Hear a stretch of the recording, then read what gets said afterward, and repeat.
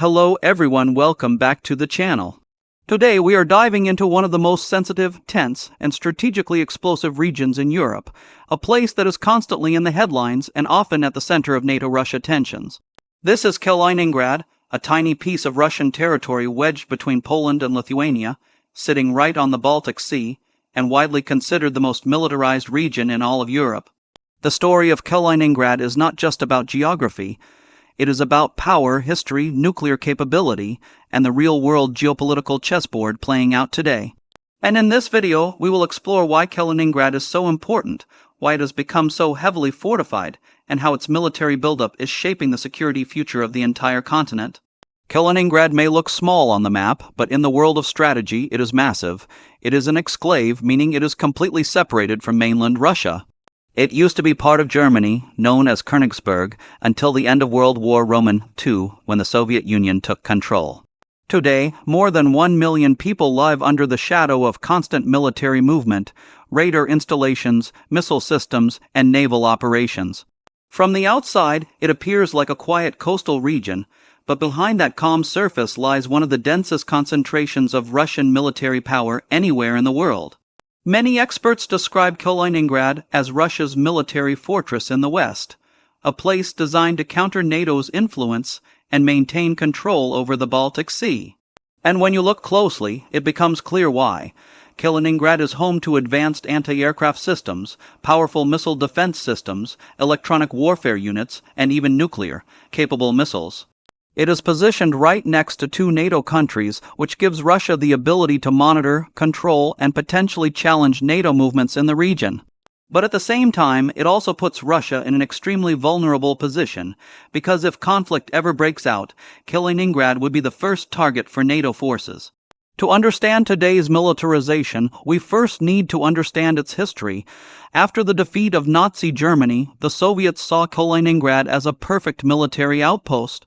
It had access to warm, water ports that don't freeze in winter, making it ideal for naval operations.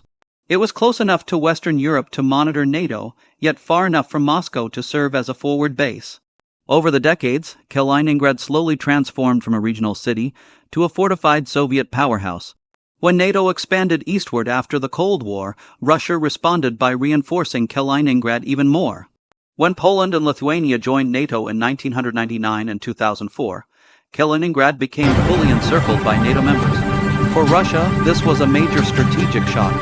They suddenly found one of their most important military regions isolated behind enemy lines. Instead of backing down, Russia doubled down.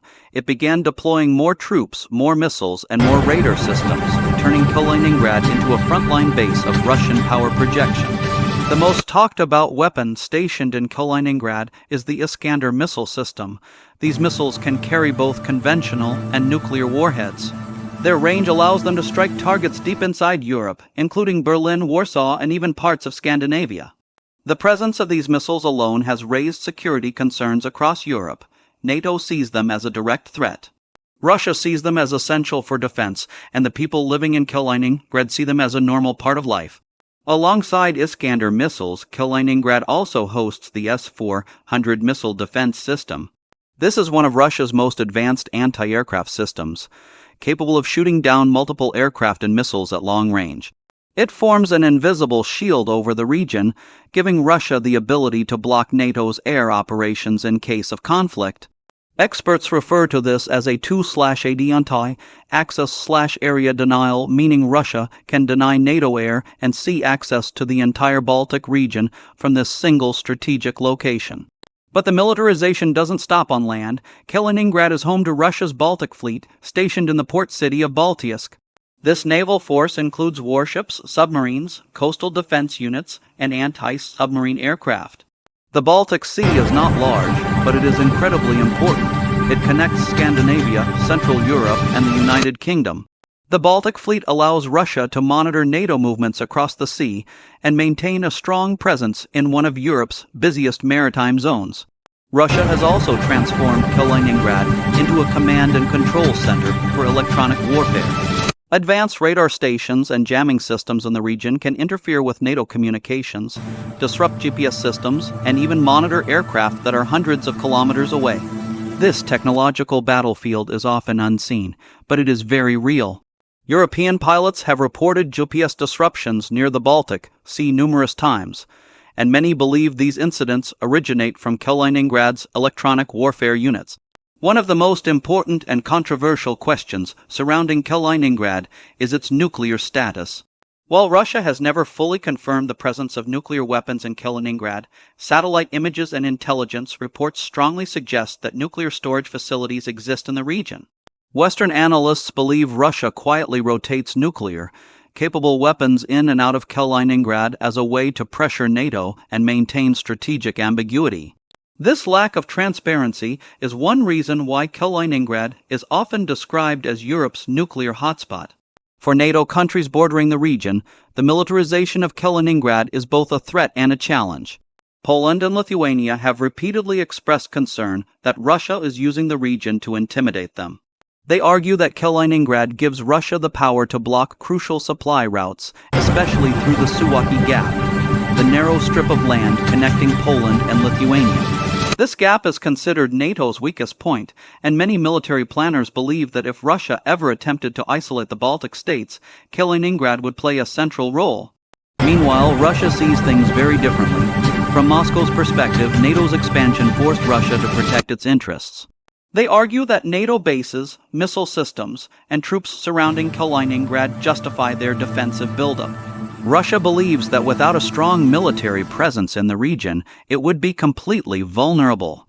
In their eyes, Kaliningrad is not just a military base, it is a shield against Western pressure. The real tension comes from the fact that both sides feel threatened. NATO sees Russian missiles pointing at Europe. Russia sees NATO forces getting closer every year. This security dilemma turns Kaliningrad into a boiling pot that could explode if either side miscalculates. Even military exercises in the region cause major waves of tension. When Russia conducts drills in Kaliningrad, NATO responds with its own exercises in Poland and the Baltic States. This back and forth keeps the region on constant alert. In recent years, the importance of Kaliningrad has increased even more due to changes in global politics. After Russia's conflict with Ukraine and rising tensions with the West, Kaliningrad became a symbol of Russian deterrence. Moscow started moving more military equipment into the region and upgrading its infrastructure. New radar networks were built. Coastal defense systems were modernized, air bases were expanded, and military units were reorganized to increase readiness. At the same time, NATO has also strengthened its eastern flank. Poland hosts American troops. Lithuania and Latvia are part of NATO's enhanced forward presence. New missile defense systems have been deployed, and more military exercises take place near the borders of Kaliningrad. All of this adds pressure to a region already full of weapons, surveillance, and geopolitical rivalry. Another element that often goes unnoticed is the psychological impact on the people of Kaliningrad. Living in a region that is constantly monitored and militarized has created a unique atmosphere. Many residents say they feel like they live in a base rather than a city. Others feel isolated because they are physically cut off from mainland Russia. The economy is heavily influenced by military spending, and the presence of the Baltic Fleet means that many families depend on the Navy for employment. Tourism exists, but it is overshadowed by geopolitics. Trade and transportation are also affected. Because Kaliningrad is surrounded by NATO countries, supply routes must pass through Poland or Lithuania. In times of political tension, this creates logistical uncertainties. For example, disputes between Russia and Lithuania over transit rules have repeatedly caused problems for Kaliningrad's residents and businesses. These issues show how deeply the region's stability is tied to global politics. Despite the heavy militarization, Kaliningrad is also a region of culture, history, and natural beauty. The city of Kaliningrad itself has German architecture, Russian influence, and Soviet legacy all combined. The Curonian Spit, a UNESCO World Heritage Site, is one of the most beautiful coastal landscapes in Europe. But these civilian aspects are overshadowed by the military narrative. When the world talks about Kaliningrad, it talks about missiles, fleets, and geopolitics, not beaches or museums. As we look toward the future, Kaliningrad becomes even more important in the context of global strategy. With tensions increasing between Russia and the West, the region will likely remain a major focal point for military planning. If Russia wants to project power into Europe, it will rely on Kaliningrad, If NATO wants to secure its eastern flank, it will monitor Kaliningrad. If conflict ever erupts, Kaliningrad may be one of the first places affected, but is Kaliningrad really the most militarized region in Europe? Based on the evidence, it is certainly one of the most heavily fortified. Few regions combine land, sea, air, and nuclear capable systems in such a small area. Few regions have such a high density of radar installations, missile systems, and naval assets, and few regions sit directly between rival military alliances. At the same time, calling it the most militarized also reflects the fear and uncertainty surrounding Russia's intentions. Some analysts argue that Kaliningrad is used more for intimidation than for actual offensive strategy. Others believe that Russia wants to maintain Kaliningrad as a strong deterrent to prevent NATO from expanding further. Either way, the result is the same tension. The truth is, Kaliningrad is both a fortress and a vulnerability. It gives Russia immense power projection, but it is also geographically trapped. It threatens NATO, but it is surrounded by NATO. It hosts deadly weapons, but its supply lines are fragile. This dual nature makes Kaliningrad one of the most complicated military zones in the world. As global tensions rise, this small region will continue to play an oversized role in shaping the future of European security. Kaliningrad may not be large, but it is strategically massive. It is a symbol of the ongoing struggle between NATO and Russia, a reminder that history still matters, and a clear sign that the Baltic region will remain at the center of geopolitical challenges. For many years to come, in the end, Kaliningrad stands as a critical flashpoint. A place where military power is concentrated, where political messages are sent, and where the balance of power in Europe can shift with a single move. Whether it becomes a trigger for future conflict or a tool for maintaining balance will depend on decisions made far beyond its borders. But for now, Kaliningrad remains exactly what many experts call it: the most militarized region in Europe, and one of the most dangerous strategic hotspots in the world.